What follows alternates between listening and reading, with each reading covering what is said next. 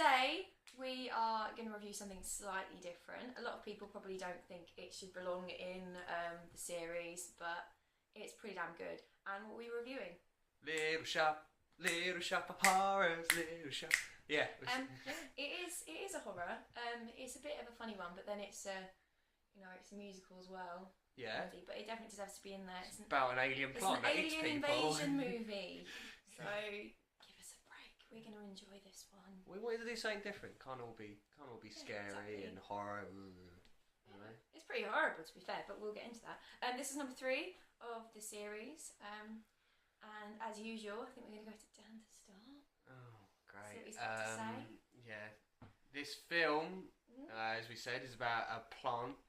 Basically, it starts in which there's a flower shop going out of business because they don't have any customers. And I can't remember his name, but the guy out of Honey, I Shrunk the Kids. Can you remember his name? I can't remember his name. That's it. Him. He brings up a plant that he found from, I think it was like a Chinese person. Chinese man from the total eclipse of the sun. Yeah, kind of like Gremlins. Yeah, kind of. And he bought a plant which was like, it looked like a Venus flytrap plant, but it's not a Venus flytrap plant. It looks like it's dying, and Seymour, that's his name in it, I can't believe I've only just remembered it, cut his finger in front of the plant, and the plant wanted to suck it dry, and then that's where Seymour finds out that the plant drinks blood, and then as it starts to escalate, he eats bodies, lots of bodies. But the good thing about this, it's a musical, so get that out of the way. It is a musical, but it's definitely a horrible musical. Yeah. And if you like your comedies, because it has got funny moments, this has comedy royalty in. It has who you just said, Nick Moranis. That's it. I will remember it one day. Steve Martin, John Candy. Yeah. If you watch the right version, which we didn't, it's got Jim Belushi in as well.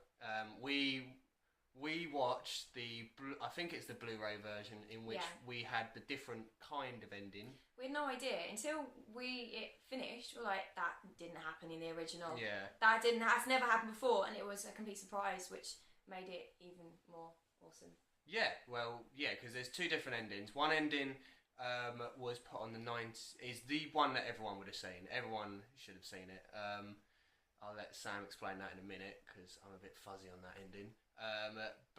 And then there was another ending which was put for test audiences, and they didn't like it. I don't know why, because I actually quite liked.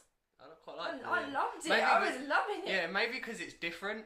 It might have been. Maybe it was more of a musical audience that didn't agree with it, and more of a horror audience that. Yeah. You know. But yeah, and it was released on a 1998 version of the film, the DVD of the film. But then it was quickly pulled off because they didn't want everyone to see this ending, and then it took them another 14 years to bring out the Blu-ray, in which the Blu-ray had this ending. Yeah, and so if you want to watch this film and you haven't seen it, first of all, why haven't you seen it? Everyone should have seen this film. But get the Blu-ray version because you get this special ending. Yeah. I will let you say what was the original ending. The original was quite simple, really. I mean, most of it is exactly the same. It's just that Seymour jumps in the end, and he's got an axe and chops it apart. Really, so not really. It's kind of cool. Like if you've never seen the other version, but now I've seen the other version. This one, the first one seems quite boring in comparison. But I guess.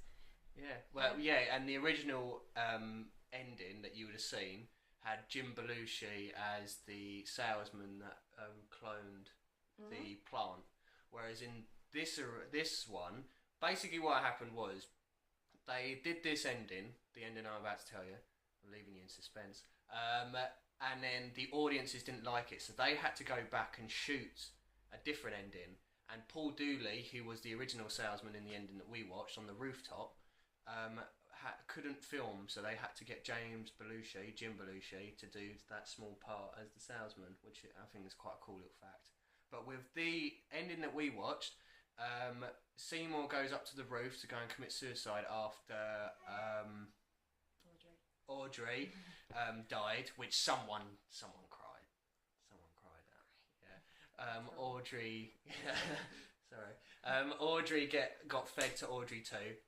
Seymour decided that was it and went to the building opposite to try and commit suicide. That's when the salesman came and showed him the little plant that they'd cloned. Seymour tells him to stuff it, basically. Runs back into the shop, and then that's when the plant gets out of the pot, and he starts singing to Seymour, and then he grabs Seymour and he eats Seymour, and actually kills Seymour, and then you get this little shot with the glasses on the floor, and then it goes back, and we get the I think they're called the Greek girls, aren't they? The Greek sisters or something.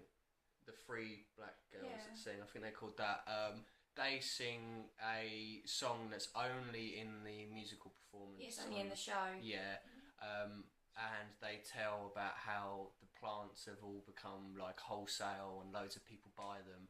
And then we get shown taking over America. Yeah, we get shown them taking over America, which is quite funny. You know, you see them running around the streets eating people, and then this one shot where the train's going across, and it's just this massive mouth with the train into the mouth, which is quite funny. And then it ends with I'm just going to say they're Audrey twos because we didn't get any other name. Was on top of the crown of the Statue of Liberty, and then that was the ending. It's quite a different ending to what we normally get. Yeah. It's not a happy ending. No, it's horrible. In fact, we get the end and then question mark, exclamation mark, question mark. But no, it was it's not like all the other films that we'll be reviewing at all. We won't be reviewing any other musicals. But this is definitely one that I think people should watch, definitely. Yeah. I enjoy it. I thought we'd have to stand up for it and sort of like fight for it a lot more, but now I've seen this version, I don't feel like I need to, because the end is quite horrible, actually. Well, there is a lot of death. There is a lot of death in this, and not only that, the my favourite character easily is Steve Martin as the dentist, the horrible boyfriend that beats up Audrey. Yeah, there are some really horrible things about this film. It just seems to be a bit better because obviously there's singing and dancing. I mean, Steve Martin's character, he just tortures people, and he loves torturing people. He likes to do it. What? Sadistic dentist. Wow. He is. A sadistic dentist, yeah. But he has that line in the song, what is it? I punched a cat or something. Shooting guppies with a BB gun, and then he punches. Yeah, he punches a cat and everything, and then it's all about him becoming a dentist. In which we have, I didn't mention him actually in the comedy royalty, Bill Murray. Bill Murray turns up as he's awesome. A client of Steve Martin who just loves pain. He seems to have an orgasm when Steve Martin's like just purposely trying to hurt him. Now. Yeah, it's quite funny. But yeah, Steve Martin's easily my favourite character. I don't know why, because I'm not a fan of beating up women or dentists being really horrible and yanking up teeth. What's that look for? Well, if I'm a fan of beating up women, she'll certainly find out. But yeah, no, I'm not. I'm really not. But yeah, Steve Martin's character. And then you've got Audrey, who's actually quite a tragic character, isn't she? It's really sad. There's some really horrible, like you say, some really horrible themes in there. She's a really sad character because she's come from this not very nice past where I think she used to work in like a nightclub and stuff. I don't think it actually went too much into whether she was a dancer or something, but basically she was made to wear really like trampy clothing, stuff like that. So she feels really ashamed of herself. So she doesn't feel like she can do any better. So she goes for these horrible men, but not just bad boys, but they'd beat her up. And she doesn't feel like she deserves someone like Seymour. And she just, wants and just craves somewhere that's green. Oh God, that song. So it is really sad. I mean, yeah, it's very funny and stuff, and I guess you take out of it what you want, sort of thing. Some people just watch it because it's funny. Some people just sing along, in the horror and stuff. But yeah, I think she's just an incredibly sad character, and obviously it doesn't really work out. But no, she gets eaten. It's very sad, but I mean, she's. To go a bit more into Audrey, she's a very creepy looking character. She actually, this is something I did know, she is the only actor or actress in the whole thing who was actually from the Broadway. Really? Yeah, that's the reason why you wouldn't have seen her in anything else. She's a Broadway actress, and yeah, she's they the one picked with her. the funny voice. She's got a very unique voice. Oh God, you it's remember horrible. it. You It remember is it. so horrible, and I don't think it's meant to be as creepy as it seems. I think it's just, I want to say stylized. Like, I think the film is so weird in itself that I don't think it's an accident. I mean, you don't have somebody with such a strange voice for a nice song, and it's not like the director didn't notice this when he was filming it and stuff. He's obviously happy with his choice, but she's very odd. Yeah, because The songs are very pretty, and she's just got a very... yeah, because she was picked. She was actually handpicked. They had Madonna in the running to play her.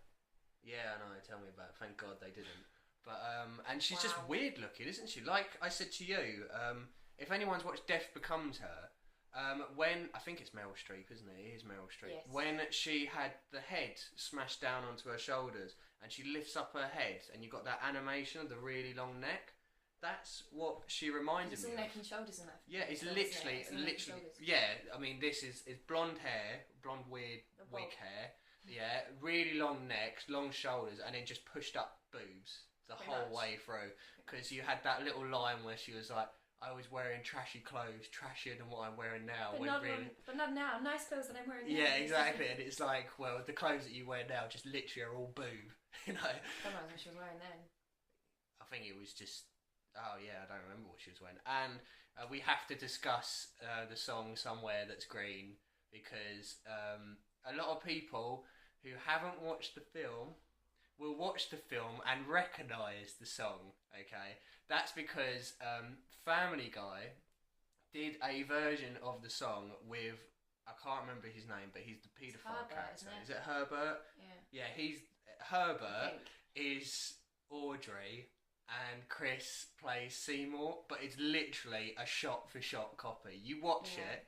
I think you could probably find it on YouTube actually, because I showed a friend of mine. Yeah, that you can have it shot by shot, and it's literally shot by shot, and it's Herbert singing "Somewhere That's Green." And now every time I watch that bit of the film, I have to think of Herbert, which makes it more creepier. So sinister. Yeah, it's so horrible. You're taking a musical that's already quite sinister, and you've completely turned it. Yeah, so thanks Seth MacFarlane. Thanks for that. You know, just literally think of that every time.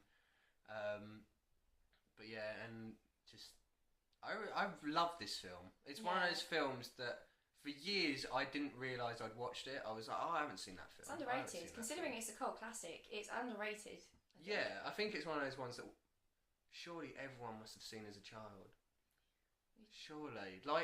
Kind of like in the same vein as Gremlins. I'd put it in the same vein as Gremlins. Everyone's seen Gremlins, whether they remember seeing Gremlins or not. I mean, because, like I said, for years I thought I'd never seen it, and then it came on ITV2, and then I was like, I remember this film. I love this film. It's about a plant that eats people, and it's awesome. I've seen it on stage a couple of times now. Yeah. 2 or 3 times. In fact, I saw Little Shop of Horrors when I was in junior school, so I must have only been about 8, I think, at the time. So it was probably one of the first sort of proper horror, definitely the first horror show I'd ever seen. Because now I've seen Ghost Stories, Woman in Black, and I've seen Little Shop a few times now. Wow, 3 different companies now I've seen do that. So I've seen it 4 times, 3 different companies. I'm still jealous. Ghost Pretty Stories. awesome. We need to go see Ghost Stories. Ghost Stories is coming back, by the way. Book your tickets. February, isn't it? February. It's February. Yeah.